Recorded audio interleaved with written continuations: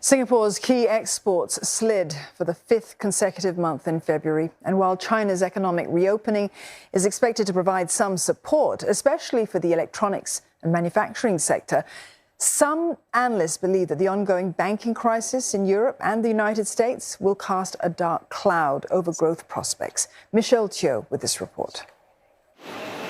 Bogged down by weaker demand as declines in both electronic and non-electronic shipments push Singapore's key exports down by 15.6% in February from a year ago.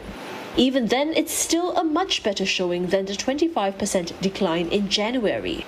From a month-on-month basis, we did observe that Nonoil has actually improved into US as well as parts of Asia.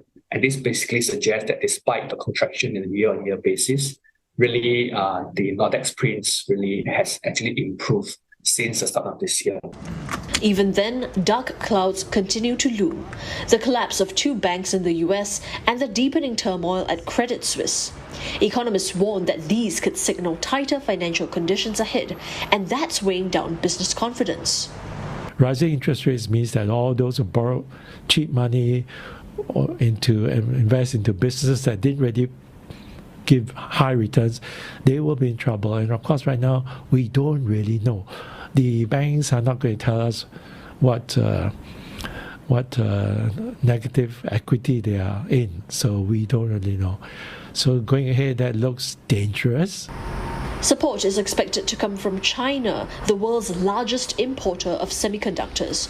But while the reopening of its economy is expected to provide a much-anticipated boost to markets in Asia, one analyst says that boost can only take effect from the second half of this year.